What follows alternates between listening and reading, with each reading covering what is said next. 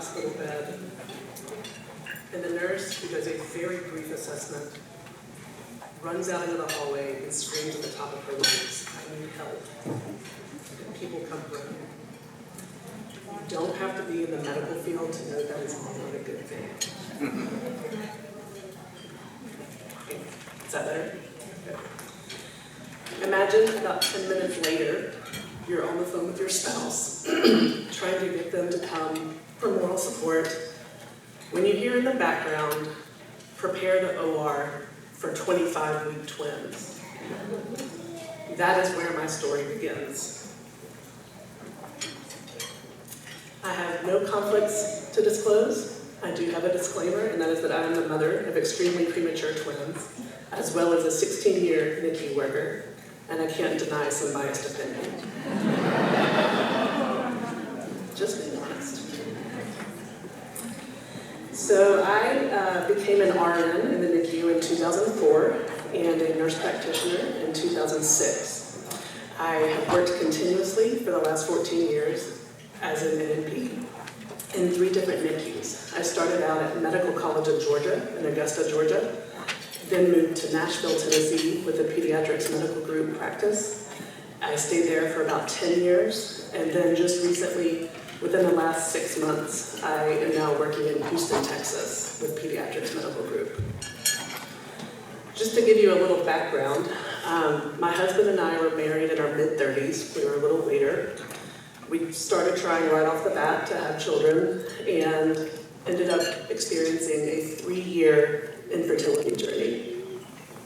We did about 12 months of oral fertility treatments, 12 months of intrauterine insemination, and then about a 12-month IVF process. Each intervention and each attempt at each intervention, for me, meant more depression, more anxiety, more despair, and less hope that we would ever have children.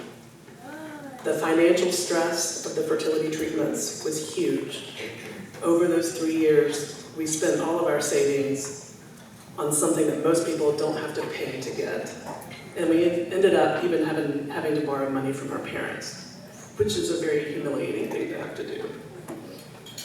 This bump picture that I have was taken at 22 weeks, and it's the only one that I have. I thought I had about 18 more weeks to take pictures. For me, it's hard to look at, even now, because if I let myself start going down that rabbit hole, it's a reminder of everything I've lost, not everything that I currently have. I had a great pregnancy up until the day of delivery. I never had any nausea, I felt energized, I slept well. I was at work the night the twins were born, which was probably a fact that saved their life. My husband and I live about a little over an hour outside of Nashville, Tennessee. We're about 60 miles from the closest NICU. It was January 19th, 2015. I was 25 and 2/7 weeks pregnant. My practice at the time, the nurse practitioners worked 24-hour shifts, and so I was at work, asleep in my call room. It was about 10:30 p.m., and the charge nurse called me to say that we were getting an admission from Well Baby Nursery for hypoglycemia, and could I come into the unit. I went to the restroom first, and my water broke all over the bathroom floor. I had felt great up until that point. So I called her back, told her I was going to labor and delivery, and she needed to get orders over the phone from the neonatologist. On my way walking over, because I still didn't think things were all that wrong, I was grasping at straws to keep myself calm, thinking, okay, obviously I'm gonna be on bed rest, that's okay, maybe I'm like 1 to 2 centimeters dilated, we can hold this off for a couple weeks, there's plenty of time for steroids and everything else, we're gonna be okay. As soon as I got to labor and delivery and they checked me, I was 10 centimeters incomplete. They hooked me up to a fetal monitor, and twin A was having D cells, and that was a point where I was on the phone with my husband trying to get him to come because we were having a not so great night, that I heard prepare the OR for 25-week twins. I was under general anesthesia for the C-section, and as I was going under, All I remember thinking was I could wake up and not have any children. After all that, after 3 years of so much trying and so much hope and so many prayers, it was going to end empty-handed. And I kind of thought we had paid our dues and that we deserved a break. This slide is taken from the Stable program and is used with permission from Chris Carlson, who is the author and director of that program. These emotions do not appear in any particular order. Multiple feelings can be experienced simultaneously, or they can occur one at a time. The most prevalent for me was a sense of failure. To me, it was a mother's job to grow her baby. Her uterus gives that baby life, and I had failed miserably in this job, and now my children were the ones paying the price for my failure. Even my medical diagnosis implied that I was a failure. After the fact, I was diagnosed as having an incompetent cervix, and I truly felt that I was incompetent in making sure that my children were healthy, in caring for them, and in being a mother in general. I felt guilt that they were now suffering because something I had caused. They were on ventilators, they were getting constant pill sticks, they had central lines. And I felt guilt over being so selfish. For 3 years, my body had given me all these signals that maybe pregnancy wasn't the best thing for us. And I overrode all those signals. And now 2 tiny, innocent humans were fighting for their lives because of something I wanted so badly. I felt anger at God, but mostly at myself. And I felt isolation, because even though my family rushed to my side, and my husband was ever present and a huge support, and I was personal friends with the entire NICU staff, which is a huge bonus, by the way, I was isolated, because no one, and I mean no one, understood what I was going through.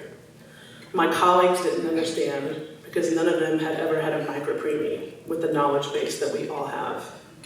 My family, of which no one has a medical background, I come from a family of lawyers, and I married into a family of teachers.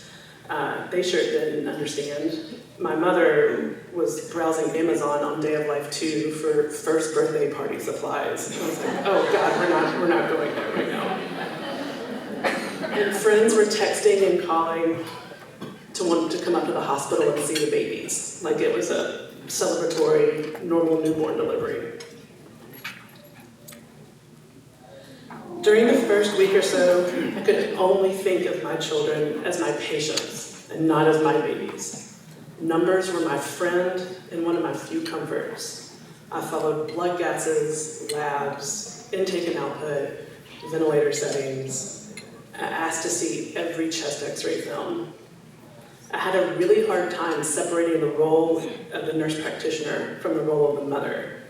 If we were doing hands-on care and I was the one standing by the monitor, I would be the first to turn around and silence an alarm.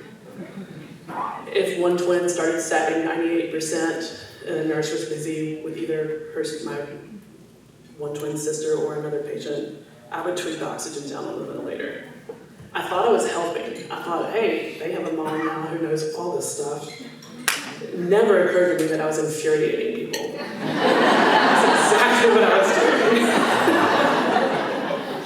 The manager, who's also a friend of mine, had to sit me down and explain, in her office, no less, as a mom, sat me down in her office and explained that now I was a mother and not an NNP. And just like any other mother, I was not to touch the equipment. I was floored, and I was lost. And I had no idea how to navigate this new journey. And everything that I thought was helping me, the numbers and the control, that also was then yanked out from under me. A lot of people have asked me since then what it was like to have the knowledge and background that I did. And all I can say is that it was a blessing and a curse. It was a huge comfort at times, but it was also terrifying. It was nice to know that once feedings were started, how the protocol was of how they would be increased every day. I looked forward to the days when I knew head ultrasounds would be performed or echoes would be performed. It was nice to kind of always have that plan. But I felt like a big dark cloud of what if followed me around everywhere, and I could never shake that feeling. Every day that we made it without a neck scare, I breathed a sigh of relief. But having the knowledge that I did prevented me from celebrating even the positive milestones. My husband is a junior high social studies teacher, and he had gotten a crash course on the morning of Day of Life 7 on IVH over breakfast, which I think scared him to death. But we got the news on that day that twin A had a unilateral grade 1 bleed, and twin B's ultrasound was totally clear. He wanted to go celebrate that night at the steakhouse with champagne, which is actually probably a really appropriate reaction to such wonderful news. But all I could think about was the echoes that were going to be done 2 days later, and whether or not we were going to have ligation surgery if the first line treatments failed. When PICC lines came out, I was happy that both girls were tolerating full feeds, but I was scared of losing IV access in case somebody coded in the near future. The what ifs were tormenting, and I had trouble getting through each day because of them. When parents, especially parents of babies that are going to be in the unit for a long time, first come in, I love to use the analogy of a roller coaster. I tell them, you're going to be here for a while. There's going to be ups and downs. There's going to be times where you feel like you're plummeting and you're in free fall, and there's going to be times when you feel like you're climbing and it's so slow and it's never going to end. I felt like I was the engineer of this roller coaster. I knew all the drops and turns, all the potential places where we could derail. And I rode the ride, whether it was my choice or not, anyway. I had 2 mantras that I would recite over and over and over again. I would say them when I woke up in the morning, every time I would pump, which was a lot, every night when I went to bed, and about a dozen other times throughout the day. I would mutter them quickly under my breath before I answered the phone when the NICU number popped up on my home screen. And the one from Julian of Norwich is now very sacred to me because my girls and I say it every night at bedtime. It's kind of our little prayer. Winston Churchill was always one of my favorite people of history. We had very different crises. For his crisis, the world was ending, and for my crisis, my world was ending. But he was a huge stalwart for me and a great example of leadership in the face of adversity. And my twins even now have a children's book about him. Since we are talking about the biophysiology of human interaction, my girls and I really got to know each other through touch, and as they became stronger, and as their personalities became more developed. The feel of their skin on my skin was electrifying, and to this day, that remains true. I became their mother through kangaroo care. It sounds silly, but it's true. This activity was a huge positive for me, and it became imperative. There are many days when doing kangaroo care was the only thing that got me out of bed in the morning, and it was definitely the one thing I look forward to most. And it was really the one thing that made them my child, or my children, and not my patients. The more I held them, the more I got to know their smell, their expressions, and the contours of their body. It was a time when I felt like I could most talk to them and without a barrier of plexiglass between us. We talked about my day, about extended family members who were coming to see them, some from long distances, and I would sing to them. Singing became one of my favorite activities for them, and it remains so to this day. Many of the songs I used in regular rotation while we were in the NICU are still songs I sing to them at bedtime every night. We have different theme nights. We have a hymn night, a Beatles night, a Sound of Music night, Pete Seeger, Elvis, you name it. If there's a band out there, I probably have sung it at some point. Kangaroo care was uncomfortable starting out. I'm not going to pretend it was all bed of roses. The first picture on the left was the first time I got to hold a baby, and that was Annie, and she was 10 days old at that time. You can't really tell from the picture, but I had tears running down my face. They were not happy tears. I was stressed. I was extremely rigid in that pose. And it was stressful. I was so scared of extubating somebody or pulling out a line. And I'm a professional, so imagine what parents who aren't used to these things are feeling. But each session, we became more and more relaxed. And towards the bottom right, I'm actually wearing the same outfit, but it's not the same day. The twins became more and more alert, and my smiles grew bigger and more genuine. And then towards the top right, the girls actually, when they would get transferred to me, would become more and more alert, and that's Lucy looking up at me during a kangaroo session.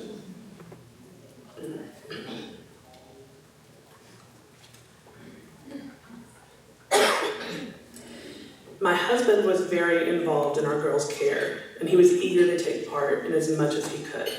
He was taking temperatures and changing diapers after the first 24 hours in the hospital, and eventually even did baths.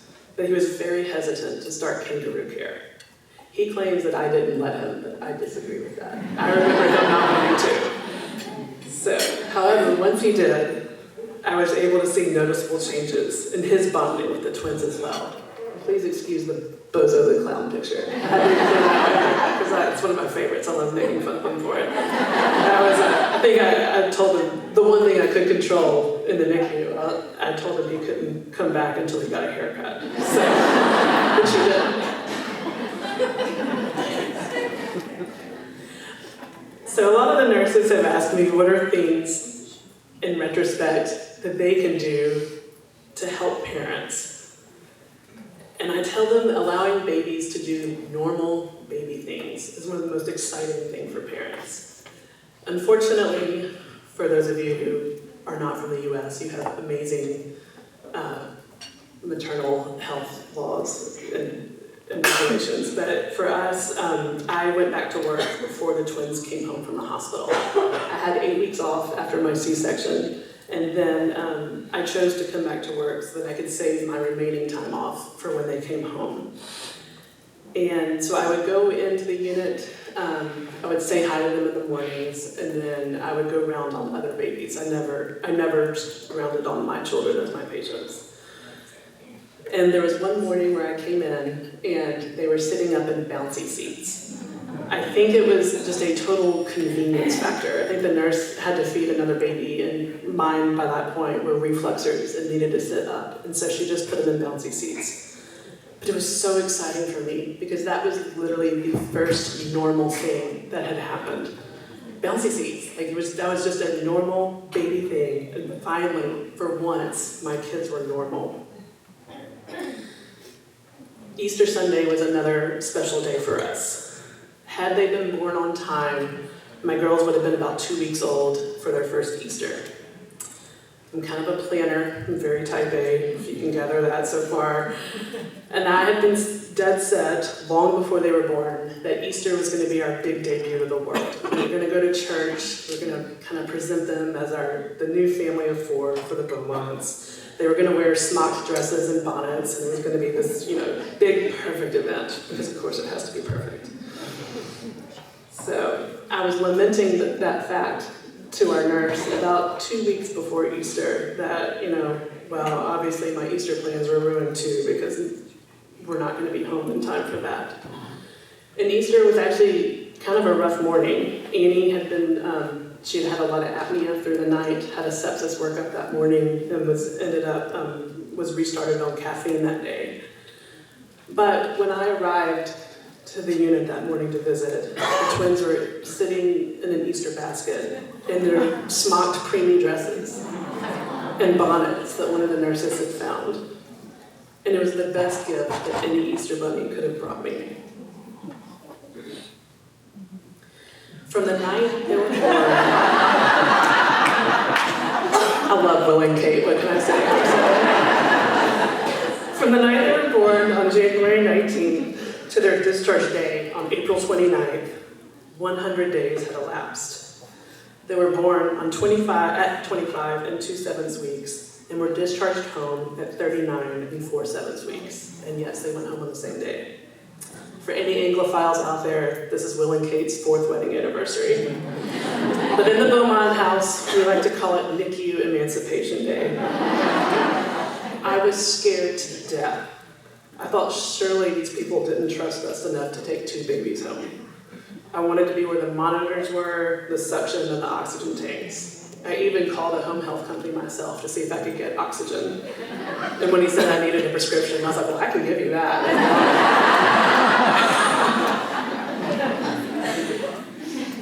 But I had longed to go home ever since we had started this journey 100 days ago. And I was hesitant to even let myself entertain that thought from the very beginning. But now that it was here, I was petrified. This picture was taken, the one on the right, was taken on our first night home. I don't think I moved from that chair all night. I still remember the feeling of my heart pounding in my throat all night long.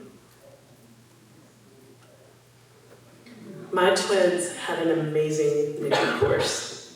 Despite missing out on antenatal steroids and any other sort of physical preparation, they had very few complications during their hospital stay. We only had 2 sepsis workups between the 2 of them. They were both extubated before 4 weeks of age and never had to be reintubated. Once feedings were started, they were never NPO again, except for blood transfusions. And no one ever had a neck scare or even a single Billiard's residual. Not only were they discharged without trachs and G-tubes, which is what I was sure was going to happen from the beginning, they didn't even go home on oxygen or apnea monitors. They truly surprised everyone, especially their mother. But despite a smooth course with very few hiccups, I struggled with postpartum depression after discharge, and I actually wasn't even diagnosed until the twins were about 12 months old. The NICU days were so busy that I honestly didn't have time to dwell on being sad. We were in survival mode, and survival is what we did. And NICU days are busy for parents. And I know we all know they're busy for staff, but I never realized how time-consuming it is for parents as well.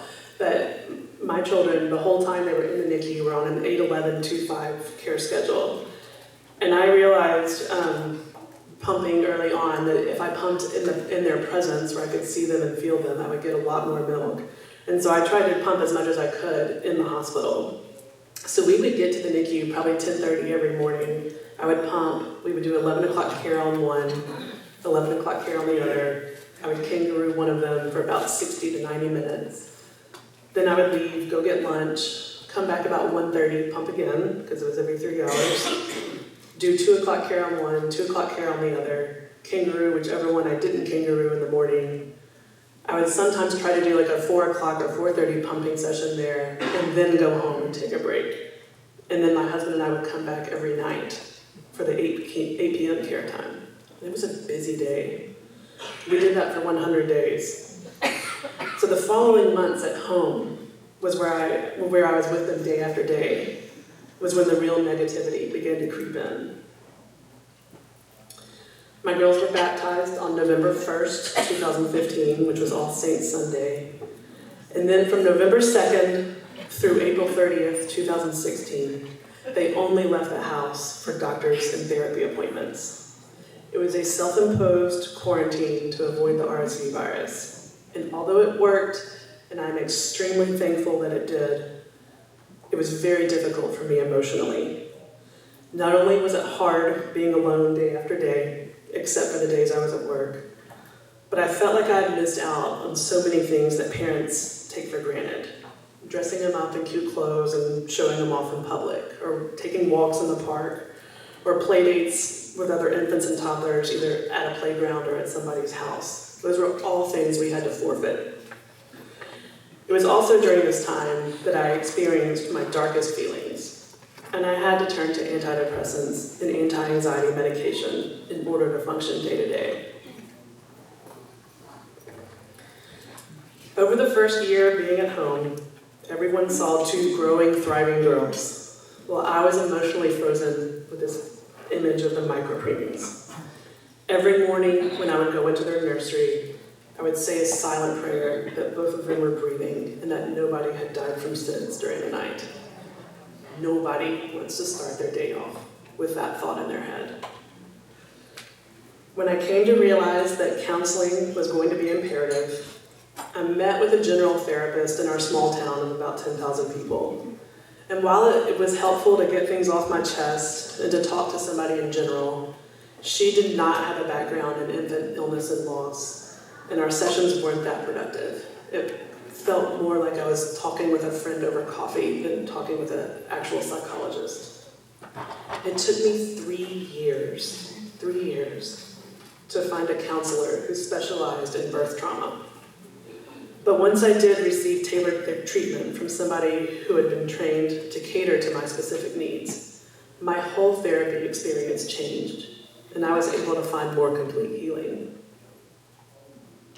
And I'll go into this in much more detail tomorrow. So just like two tiny micro-preemies transformed into two frozen princesses, my clinical practice also transformed. When I say to new parents that I truly understand what they're going through, I usually get an eye roll. But after I explain that I do understand and I tell them my story, I feel like they have somebody they can trust. I don't like to admit it, but before 2015, interacting with parents was one of my least favorite parts of our job. It's an awful thing to say, I know, I'm sorry. I enjoyed procedures and learning and teaching about the disease processes much more than I enjoyed talking to parents. But I now have a newfound appreciation for these people and the integral role they play in their baby's life. They really are an imperative part of the team, and their presence and involvement, despite their socioeconomic status or education level, is one of the most important and frontline treatments that can be provided.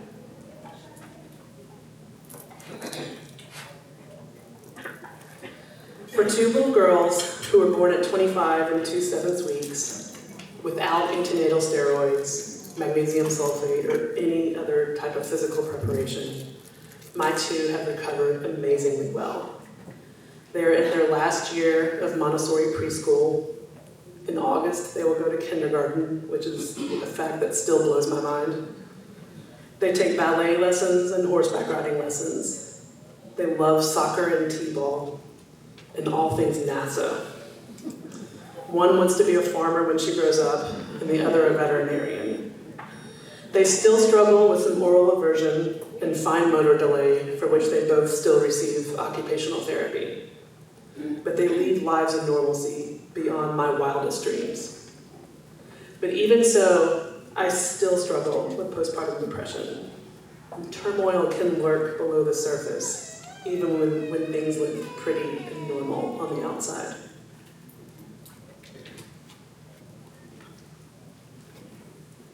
I still find comfort in the feel of their skin on my skin. If we are having a family movie night, I love to rest my face against theirs. I still enjoy bathing them, only because I get to feel their soft skin. And holding their hands, even while just walking through a parking lot, gives me a warm feeling. And while I'm sure that all parents feel these things and enjoy holding hands and stuff like that too, to me it is truly a visceral reaction. I can feel the endorphins release when I feel their skin on mine. So in conclusion, my healing journey is not over just because 5 years have passed. I'm not up here to tell you that everything is well and good and perfect. I still receive therapy, although not nearly as much. I started out one to two times a week, and then we met to every 2 weeks, and then monthly, and now I still see my therapist about once every 3 or 4 months. I still suffer from PTSD. Stay tuned for tomorrow for more on this. I laugh and smile and snuggle often with my kids, but I also still cry and even break out in cold sweats once in a while. I truly believe, though, that time heals wounds. And there are presently more good days than bad days. There are way more good days than there were 5 years ago. And I continue to work towards further healing. And so my call to action for you, especially for this conference where we're celebrating the biophysiology of human contact, is please, please let your parents kangaroo care with their babies. That is really the one thing that was so healing for me, and is probably single-handedly one of the most important things that has led me up here today to talk to you. It's a hassle. It's when they were so little and they had UACs and they were one was on an oscillator, one was on a regular ventilator. It took 3 to 4 people to get one baby on my chest. 3 to 4 people, not including me. It's a lot, and y'all are busy, and I realize that. But it is such an important thing. We know it's important for the babies. There's plenty of research on that. And we're starting to see, through a lot of psychological research, how important it is for the mothers. So please let your parents kangaroo care. And this is a quote that I found online that I feel like fits my 2 girls perfectly. So that's all I have. Thank you very much.